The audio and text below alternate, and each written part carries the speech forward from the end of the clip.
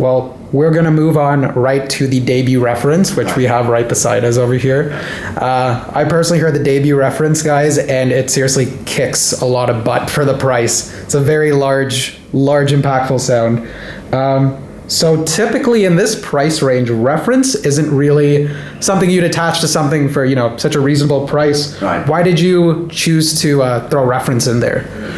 You always use it as a differentiator. Yeah. And the Debut 6.2 is a great speaker for the price. But we wanted to do a special version of it. Mm-hmm. So what do we call it? Debut Special? Debut better than the other one? Well, reference. Yeah. So it's a tired, hackneyed phrase kind of thing, but people rolls have off the an tongue idea nicely, of what it's supposed to represent. For sure. So. All right, that makes sense. In terms of the sound, I guess, what were you trying to improve or change from the previous Debut models with the reference? So we changed pretty much everything. Complete redesign. Not quite. Well, but okay. So the tweeter is basically the same. Yes. Put into a different waveguide. Just a modestly different waveguide so that we could also incorporate an improved grill, which you can see here. Mm-hmm. The old mesh grill had some attenuation at the very highest frequency, and you can try and fix that in the crossover, but it's better to do it by improving the grill.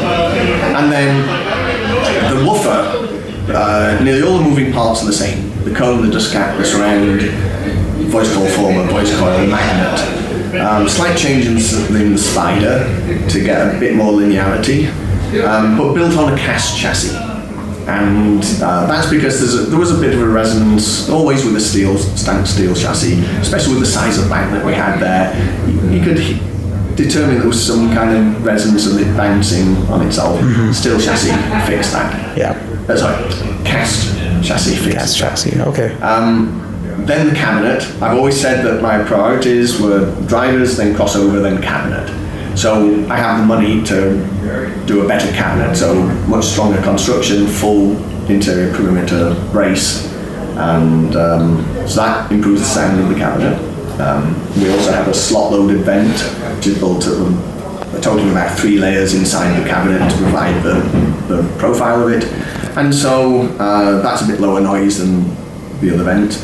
And then an improved crossover, about 11 element. Oh, okay, awesome. In terms of, I guess, power for this too, recommended power and... Yeah, I mean, certainly you can get away with 40 to 50 watts. Yeah. And go as high as you want. Yeah. For sure. And it's a decent efficiency level, it's about 87 dB. Oh, okay. And it is 6 ohm. Okay. And a real 6 ohms, which means minimum point is 4.8 ohms, somewhere around 150, 200 hertz. Everywhere else it's higher than that. Yeah, for sure. And just in terms of, I guess, this price class in this range, what do you think is the biggest differentiator of this speaker with, the rest of the competition? Funnily enough, I rarely listen to the competition, certainly not when I'm designing it. That's not to say it's all ego driven. Of course, yeah. Why would I judge myself against someone else? Yeah. It's more that I just have my own idea of what I want to create. Mm-hmm. It's not a not invented here syndrome, it's just I know what I want to try and achieve. Yeah. And based on my past history of what I have done, this is the ego part, then I can kind of guess that, I seem to be doing pretty well based on that way of working. And so it's just, I have this idea, all the way from doing very high-end speakers, I have this idea in my head of what I would like things to sound like. So I'm just trying to always get as close to that. Absolutely. And also for the price point, was there like a major compromise that you had to take into account to keep the price down? Or was it a relatively seamless process? Relatively seamless. Okay. I knew where the money was going to go. Right. Basically, the drivers were pretty much determined, except for the change to the cast chassis. That's a modest price increase. Put the money into the box. Put the money into now an improved crossover, and then the looks. If it's going to be referenced, people. It was a plain vinyl box. Yeah. What can I say? So now it looks much better painted surfaces, better quality vinyl. Yeah, for sure. And especially a speaker in this kind of price class, do you see people pairing it with higher end electronics, some big amps? I would fully expect. Yeah. Because that's how I always presented all my debut speakers whenever I've been showing them in the past. With $4,500 of electronics for a $500 speaker.